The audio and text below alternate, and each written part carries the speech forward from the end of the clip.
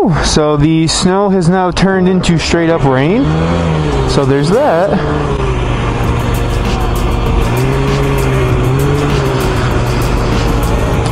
Thankfully I had my cold gloves in my sled, so I was able to swap over to them. Now my hands are less wet.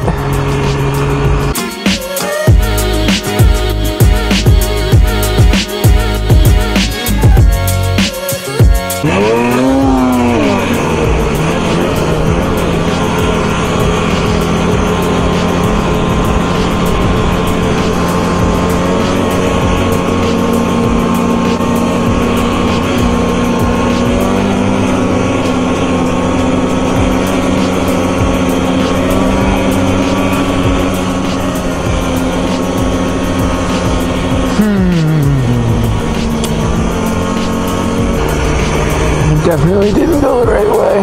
That's why I only run the premium GPS on my sled. 96x CSP, but we got that premium GPS. It is crucial to navigating the 13 miles I ride a day.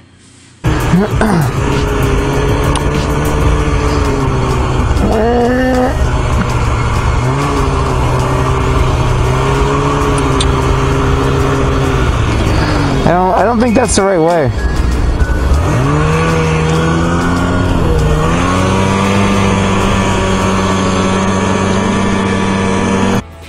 As you can see by my highlighter yellow and YouTube logo, I'm a YouTube professional.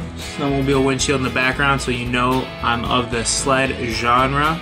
I'm gonna give you the best opinions possible on these lame snowmo vlogs.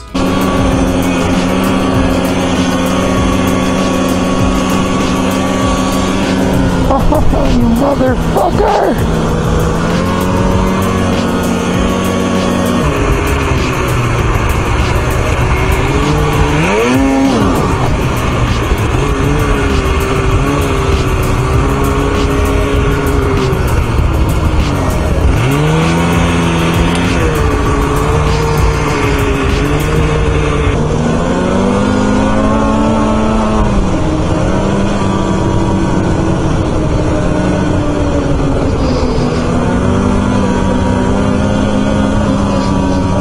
And now that I adjusted my belt, this thing rips out of the hole. I could definitely tell it was falling on its face before. I thought it was just kind of because it was getting older, but always check that belt deflection, guys. It can make a big difference. Never adjust my belt. You know why? Fresh belt every ride. Might cost a little bit of money, but it's worth it. Gotta have that peace in mind.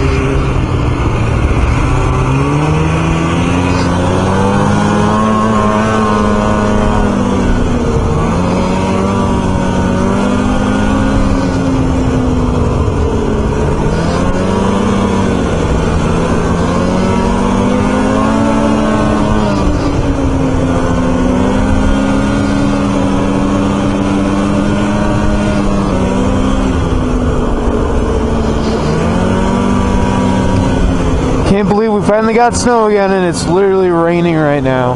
I cannot win this winter. Feels like so many of the past few winters have been bad. It's just endless.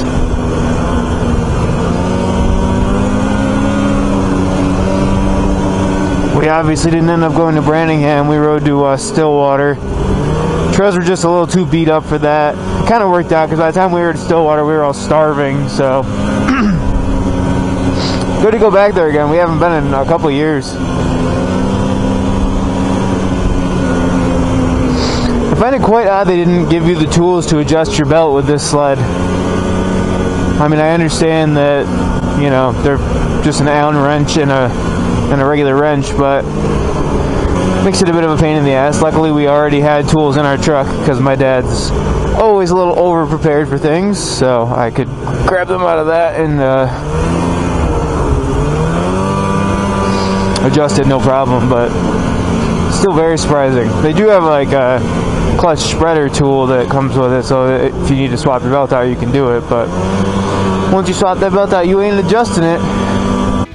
They didn't give you the tools to adjust your belt. I would be at the dealer right now demanding some tools. But in my personal opinion, it doesn't really matter, because if you're not carrying an entire tool set with you, you're obviously a rookie. You don't belong on the trails.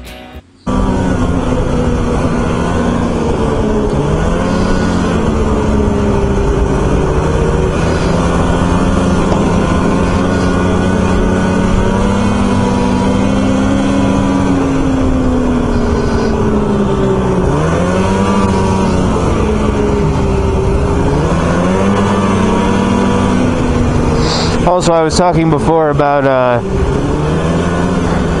I hope I got it on film, I'm not sure if I did, but I just wanted to explain to all of my newer subscribers, because I know I've picked up actually like quite a few this season alone, I think an additional 1,000, so I get the question a lot, why do I have an Assault, not like a Pro S or Pro X or XCR? And I kind of, I look at it like, why not have something that you might use, especially if it's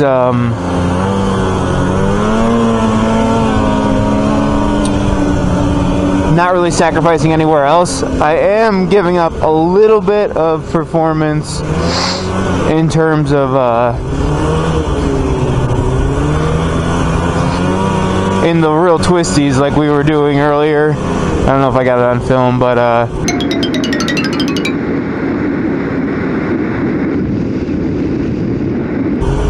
like there, obviously an XCR or a Pro S would really shine. But in general, our trails are pretty much very straight. The occasional turn here or there, and on Tug Hill it's even more straightaways. So I really feel like in general I'm not sacrificing that much handling by having an Assault. And it's kind of like when people own pickup trucks, it's nice to have the bed even though you don't need it all the time, and your alternative is to, you know, not have it when you need it. So I kind of look at it that way. I mean, with the right track choice, the right skis, the sled's super capable. So I always want to have a crossover in my fleet of sleds. So even if I got rid of this, whatever I replaced it with would probably be a longer track sled, because the Arctic Cat's obviously a short track.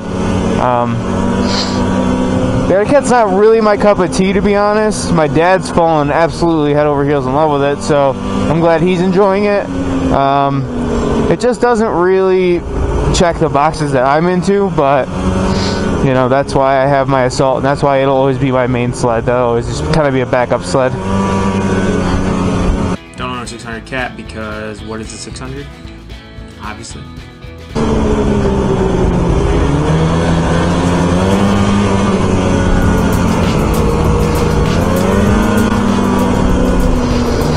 A lot of rumors flying around about possibly a new big bore Polaris coming down the line. Be interesting to see if it does happen. I would be surprised because they just did all of the tuning work with the 2018 engines to squeeze a little more horsepower out of them and stuff. That could have just been to keep customers satisfied in the meantime, and Polaris may have known good and well they were still going to come out with a new sled or a new engine. So the time is getting very close, so I'm sure we will know very soon, but it'll be very interesting, no doubt. I said a lot just then. Big bore Polaris, you don't even use the 800 you have. Why would you need anything faster than that? Yet again, I have my tinted goggles on and it's starting to get dark, but you know, gotta live on the edge, right? I just want to thank everybody for bearing with me through the last couple videos when I've had the technology problems. I know it sucks.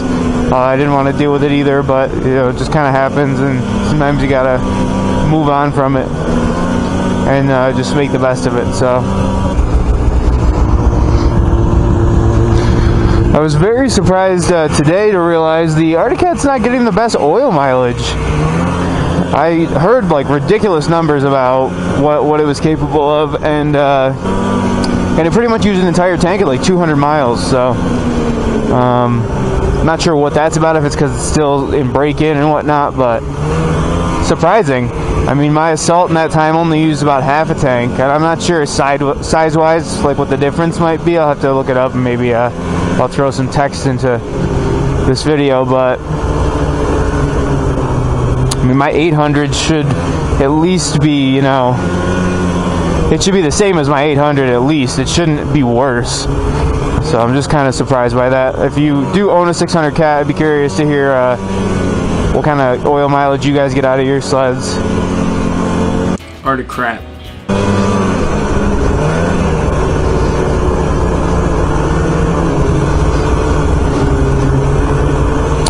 It's tough that I'm not super into the cat, because I thought there were a lot of things about it I would really like, but like I said, I'm just so into the axis. Like, it just fits me so well. I'm not exactly sure what I thought I could possibly find out on another sled, but it definitely served its purpose of bringing a little variation content-wise and kind of opening my eyes to, you know, what else is out there on the market. And I had yet to ride a Procross, so I was pretty excited to try it out in general. And it's a good chassis. I do enjoy it. I just fit a little bit better on the axis. I've said it before, I'm a taller guy, and the axis is perfect for me.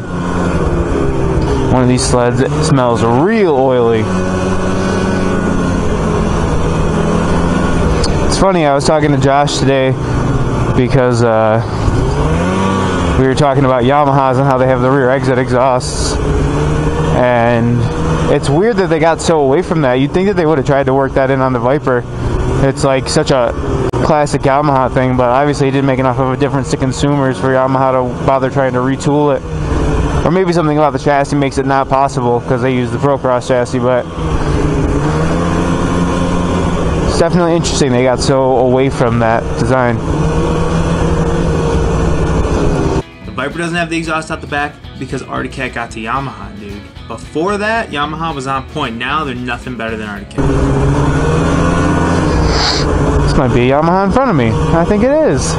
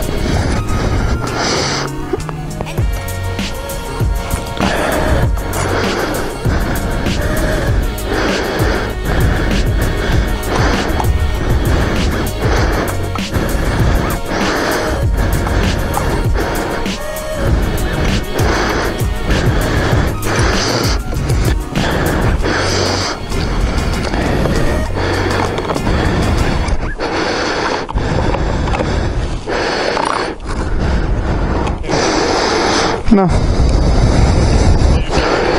Not yet. I just loosened the belt a little. The belt was too tight. That's what that means.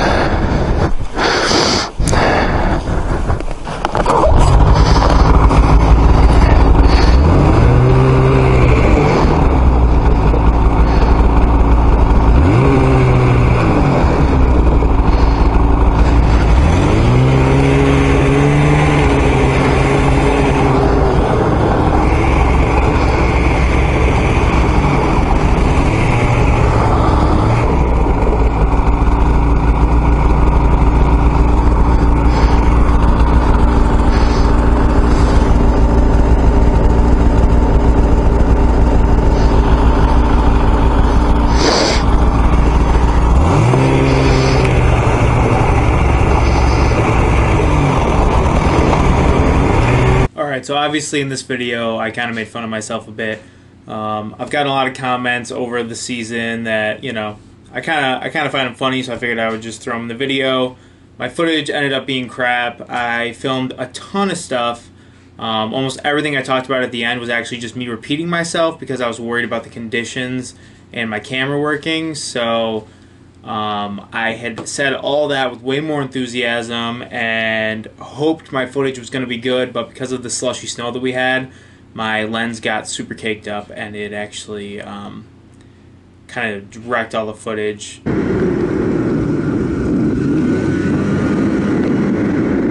My audio was okay. I've had an issue with the mic, so I bought a new mic, new cable, I bought some cool new mounts.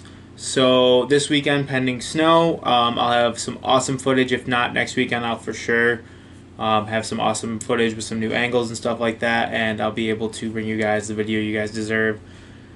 I can't even apologize anymore about the struggles I've had between the lack of snow and everything. This season has just been kicking my ass, and I appreciate all the support, no matter the video, and I look forward to the next one, and thanks for being a part of the Brap Game, guys.